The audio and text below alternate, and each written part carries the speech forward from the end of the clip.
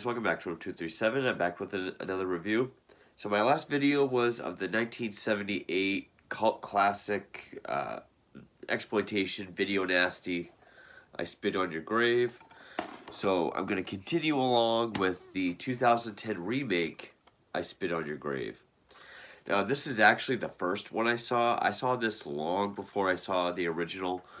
In fact, I think I even saw the sequel before I even saw the original.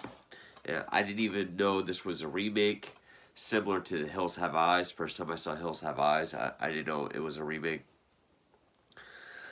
Not quite sure what I can say about this film.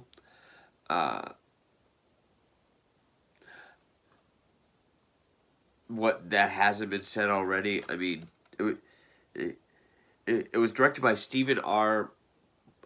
Monroe, who was mostly known for directing Sci-Fi Channel films, which I will say, it does not look like a Sci-Fi Channel film. It's actually pretty well shot. The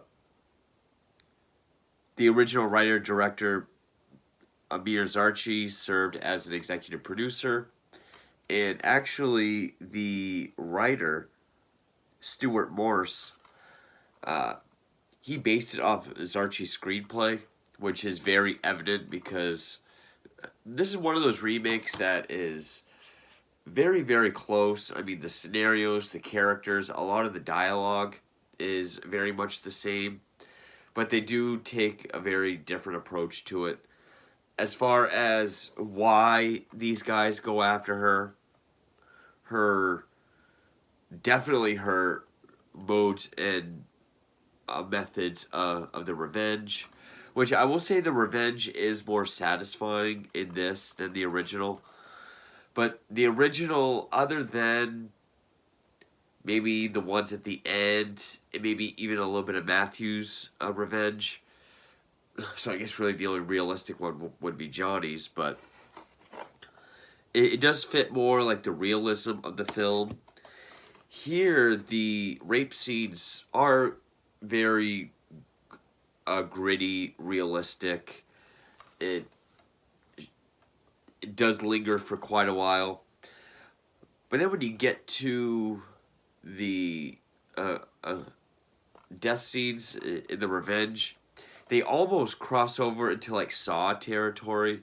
They're like these elaborate, well, I guess not really elaborate, but all these big set pieces that we're supposed to believe she set up herself. But so we have Sarah Butler this time as Jennifer Hills. Well, she was in a zombie movie after this, I think called Demented. Jeff Branson plays Johnny. I think he's mostly known for soap operas. Daniel Franzese, I think most people will recognize him, even though I've never seen it. I know he's in it, but Mean Girls. He was the bigger guy that always wears camo. Rodney Eastman, Joey from Nightmare on Elm Street 3 and 4. He's one of the attackers. Chad Lindbergh, he's an added attacker, because where the original film had 4 guys, this one has 5.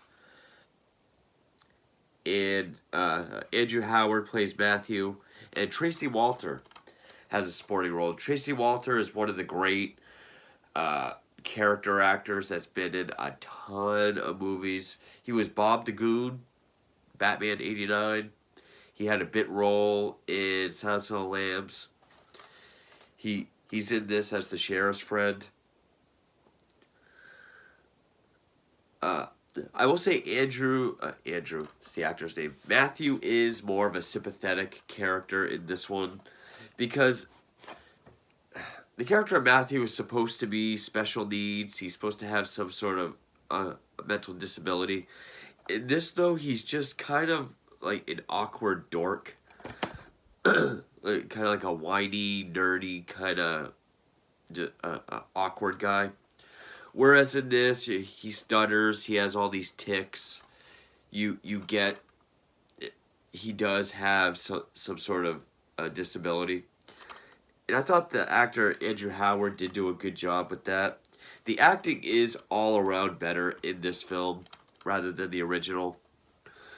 Though I will say Camille Keaton did have more of a presence to her than Sarah Butler. Sarah Butler did fine for the first half of the film. But then, when she's trying to be intimidating and kind of getting in their faces and being sort of giving their taunts back to them, I mean, it kind of worked, but I think the silent, stoic exterior of Camille Keaton was more effective. And one thing that the original has always had over this one is we don't see the metamorphosis or rebirth of Jennifer Hills from battered victim to rising heroine or vengeful heroine. When she disappears from the group, I'm not sure how much time passes. I think it's like a month, but we don't see her at all until the revenge starts.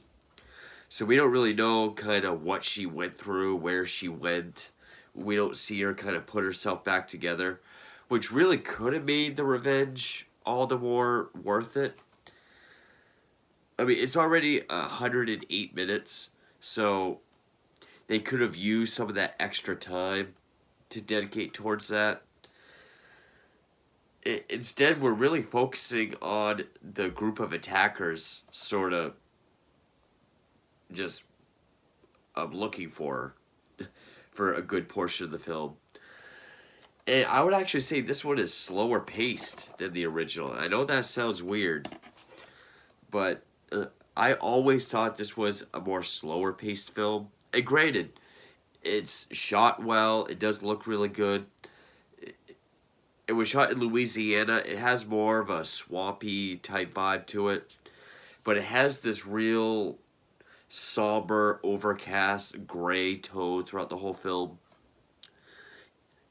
Even in like the first half, where things are fine, I think it would have been a little interesting to kind of be sunny and show the greens of the trees, the blues of the skies, and then get into like this gritty gray. But instead, it's like this gray just throughout the whole film. It does take longer to get to the attack than it takes longer to get to the revenge.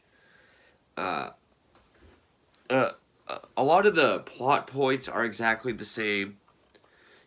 Jennifer Hills stops at the gas station where this time not only Johnny works, but him, Andy, and Stanley all work. Rodney Eastman plays Andy, who they bring back his harmonica. He plays the harmonica. Daniel Franzese plays Stanley, and his deal is he's more of the fetishist. He's like a voyeur. He always has his camcorder. There's even a scene early on, and actually it's the main menu, where we see her alone. She's washing her clothes in the sink. She spilled something. She's in her underwear. We see he's watching her from the window. So he's a bit more of a fetishist with his voyeurism. And Johnny tries to hit on her. It doesn't go well at the gas station. She drives off. We do get plenty of scenes of her at the cabin. Again, she's a writer. She's a novelist. Matthew, instead of being a grocery delivery boy, he's either a repairman or just a plumber. Her toilet gets messed up, so she calls for help, gets Matthew. She drops her phone in the toilet, and I guess that's why she can't call for help. Not that it'll do much, but he fixes her plumbing. She kind of gives him a kiss out of excitement, and then he goes and tells the other three guys. And in the original, they make it seem like they want to get Matthew laid for the first time, but he shies out of it. Then they all get pissed and they have their way with her. Here, though, they get the idea that she's this stuck-up city girl and they all make jokes about how not even Johnny can get a girl like that. So they all kind of have this sort of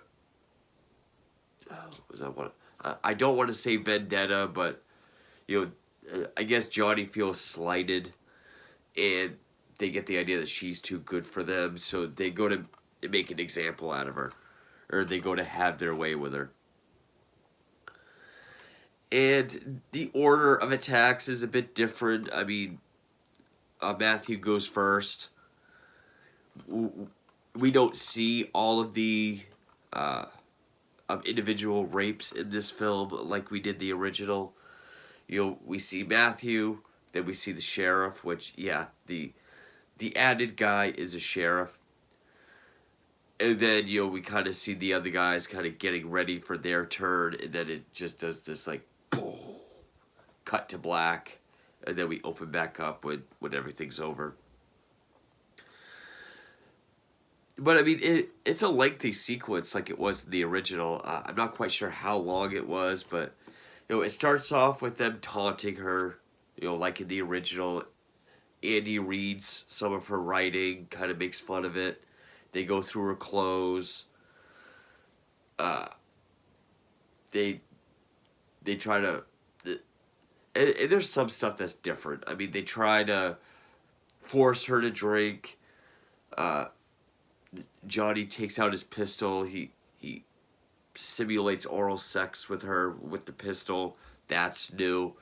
Stanley, instead of shoving a bottle up her like in the original, which I forgot to mention somehow, he, sets it here, and he then simulates oral sex with it. He does say, "Suck it, bitch," like in the original. But she's able to run away. She runs into the sheriff, who's hunting with Tracy Walter, whose character's name is Earl. He brings her back. They kind of go over what happened, and then they show up again, and they continue, this time with the sheriff in on it. And I would say this one might be more akin to what Zarchi was going for in the original, because he was inspired by a real case where a girl was raped. He found a girl. He brought her to the police. I guess the police were just not interested at all and just going about it the wrong way. So he made this movie about how ugly rape is and how you have to take matters in your own hands. Here, though, I mean, before the sheriff really gets into it, I mean, he's looking around the house. He's looking at everything that's broken. He's looking at the amount of alcohol in the house. He finds her, stash of joints. It kind of gives her hell for that. It kind of treats her like a criminal as well.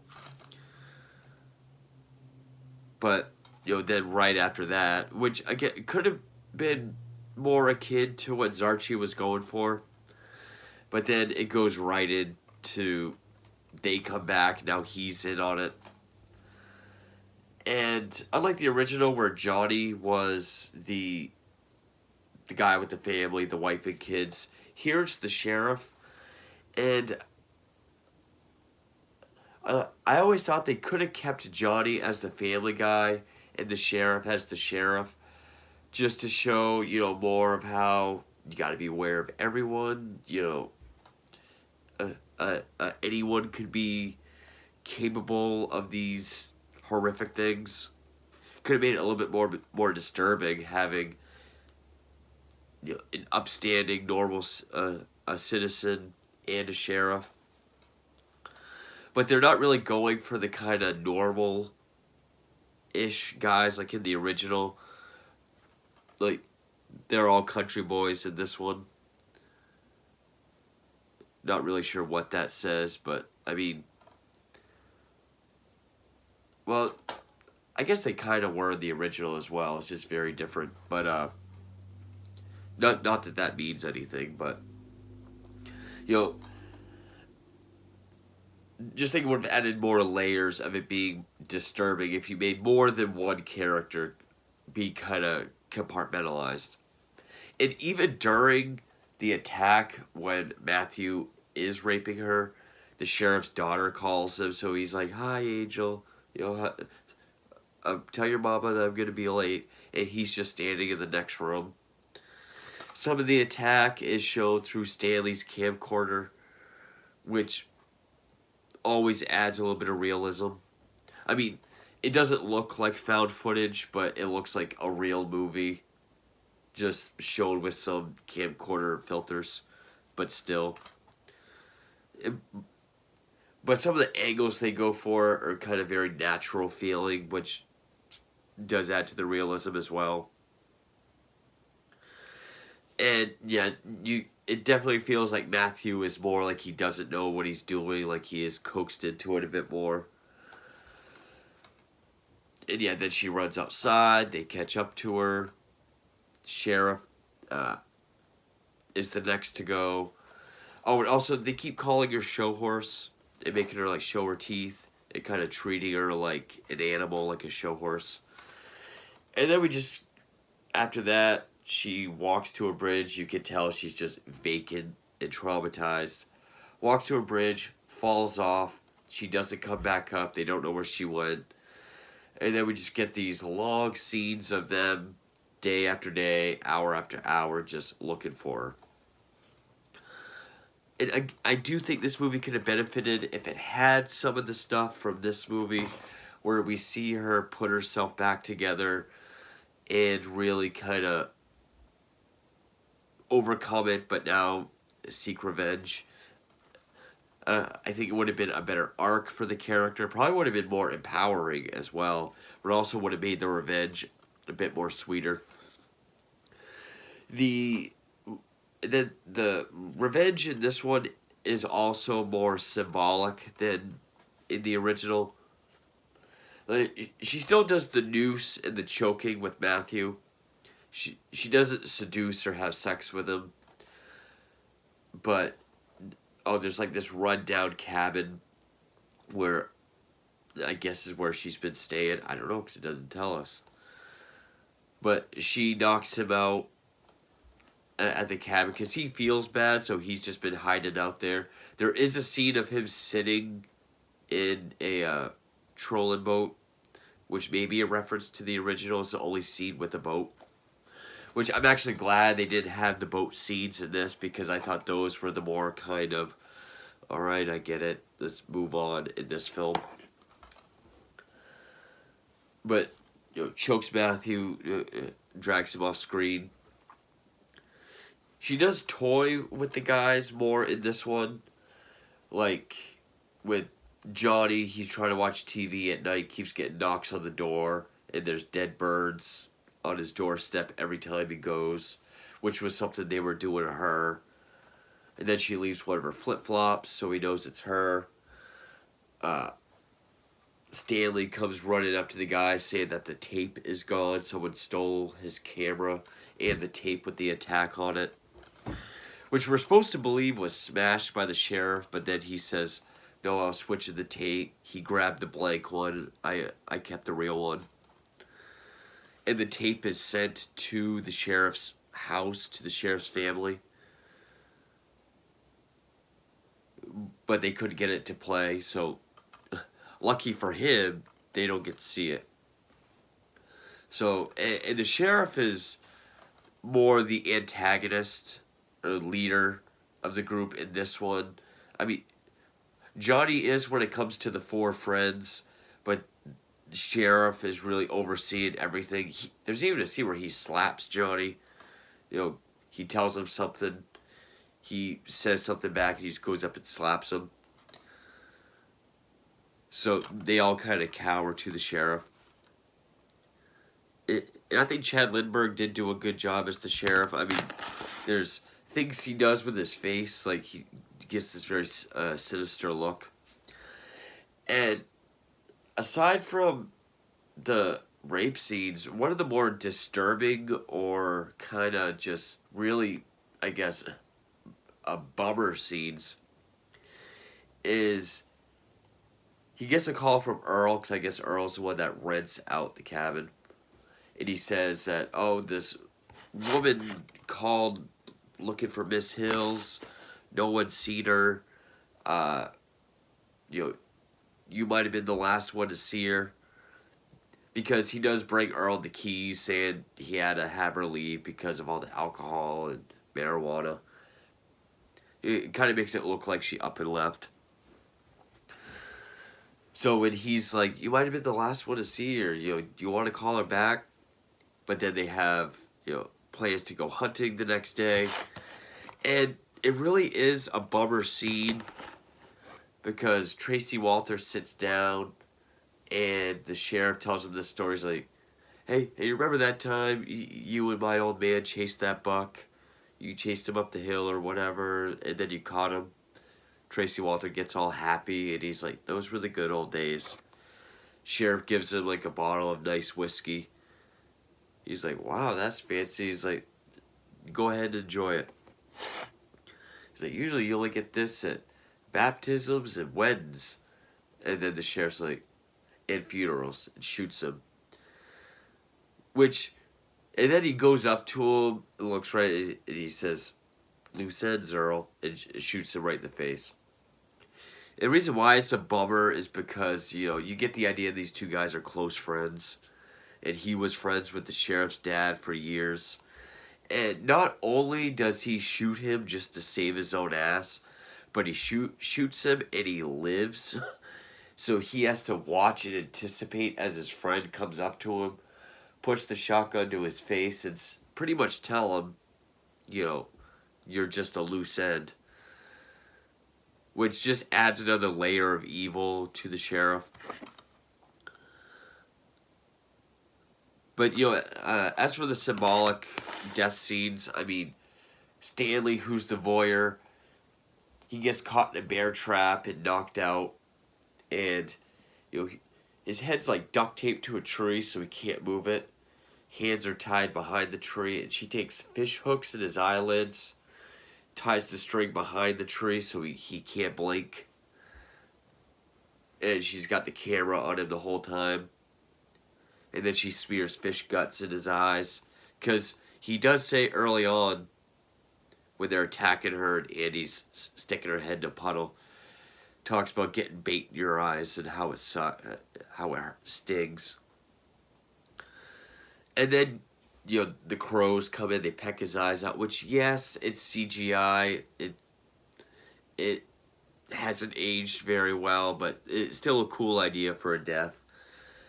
Andy, who I guess is called like the pretty boy of the group, he's laid over this bathtub filled with water.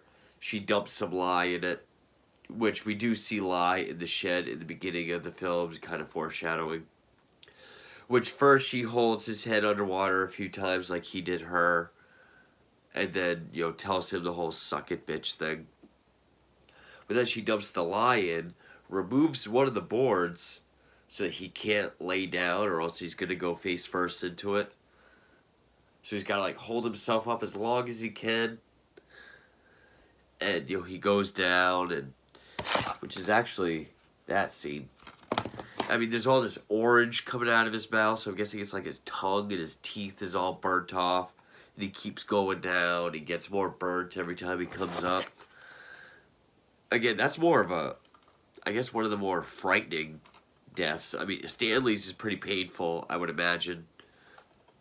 Well, I mean, I guess you're watching the crows come up, but, knowing that you gotta, hold yourself up, or it's gonna be a slow, excruciating death. Then eventually, she catches up to Johnny, which she does go back to the gas station, but she doesn't try to seduce him. She kills him the same way, but it's much different. He's back at the cabin, he's tied up, naked. There's this thing you put in a horse's mouth, I forget what it's called, tied to the ceiling behind him. She keeps calling him show horse. She'll grab a hold of the thing and pull it, so and she does the thing with the gun that he did to her. She talks about his teeth, that she plucks some teeth out. He pisses himself. He still gets mouthy with her. And then that's. I do like the reveal of this, where she's like standing there and then just kind of swings it in front of her, pair of hedge clippers. And just the look on his face, like, because the camera's like over her shoulders, so you see the hedge clippers open. When she goes like that, you see him in the back with the realization, like, oh god.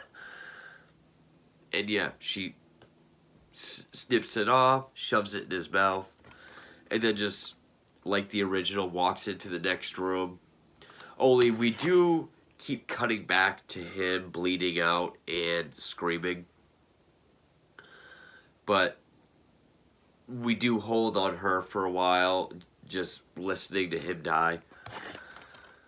I would still say Johnny's death in the original is more effective, just with how little of it you see, just the blood spurting out, and just like the motions of the actors and no music. I would say that death is probably more effective in the original, the only one that is more effective. And then she poses as the sheriff's daughter's honors teacher, goes to their house. The sheriff goes home, wife says no, she took her to the park. He goes to find him, she knocks him out. He's rigged in this contraption, so he's like on this chair, on his knees, bent over, with his hands behind his back, shotgun up his ass. And of course, she's like, I thought you were an ass man. He keeps like ramming the shotgun up him. He goes from threatening her to pleading with her to threatening her. And this is probably the most personal death with her, because this is the only one where, when he calls her a bitch, she's like, I'd be very careful how you talk to me right now. And, he keeps saying his daughter's just an innocent girl, and he's got a baby on the way. And she's like, so was I. She ties a string around the trigger, goes all through the room, moves the blanket, reveals that Matthew is still alive, ties the rope to his hand because he's very jerky. It says, you better pray he doesn't move. Then she just leaves, and he's screaming to her, I'll find you in hell, I'll rape you in hell. Of course, Matthew wakes up, he moves, shotgun blast, shoots both of them. I do like the effect of like his mouth blown off, but more especially just how bloodshot his eyes are. I thought that was a nice small detail. And then, like the original, it just ends with her sitting there with like a smile, like a smirk going across her face. So I mean, it does have its advantages over the original. Like it is shot much better. It does look more like a studio film, which would make sense because this was a very low budget independent film. I think it was made for the same amount. I think it was made for like $1.5 million. 2 million. So about 500 grand more than the original. So made for 2 million. It flopped. It only made 572,000 back. Got very negative reviews. Roger Ebert said it was just as bad as the original. Gave it 0 stars like the original. Said it's just as meaningless and pointless. Some critics have said it's fake atrocities piled on top of real ones, calling the death scenes a bit cartoony and unrealistic on top of a very realistic rape scene. Which I guess I can see. I mean, what would make it totally even and probably more believable would be more realistic deaths. Which, I mean, what's she gonna do? Go up and shoot him or stab him? It is a movie. You do kind of gotta go above. You do gotta make the revenge a bit more sweet. So even though some of the death scenes are a bit unbelievable or cartoony or far-fetched, the symbolism behind each one, behind the creativity of each one, I guess does make it more fitting for each person and a bit more interesting. But yeah, this is one of those remakes like Hills Have Eyes or where it very much is the same film, but there's just enough about it that's different. The Hills Have Eyes is pretty much the whole third act, but everything is a bit more polished, a bit more professionally made. The acting all around is better, though I do think Camille Keaton had a better stoic presence to her. Uh, the This did have a score, but it didn't seem very overwhelming. I mean, there were some parts, like when she snips the hedge clippers to show Johnny, it's like this dull, or like this like, building music when she finally does snip him. But I would say it has pacing issues, which, I mean, to say that this 1978 movie with no score, that's 100 plus minutes, that it has a slower pace than this one. Yeah.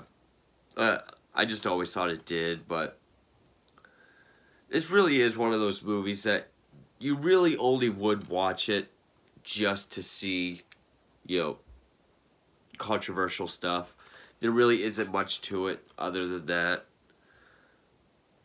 There really is no arc for Jennifer Hills other than she's attacked, then gets revenge. But I do think it would have been a better arc, a more full arc, and a more satisfying arc had we taken the time of those guys looking for her for a month and showed her go through, trying to pick herself back up. But anyway, that is the remake for I Spit on Your Grave. Next, even though I have both 2 and 3, this one is a standalone film. This one is a direct sequel to this one, so I'll probably do this one next, then get to part 2. I still need to pick up Deja Vu, which is the direct sequel to this. I'll get to that at some point. But anyway, so now I've done the original and the remake for I Spit on Your Grave. Stay tuned for the sequels, and thank you for watching.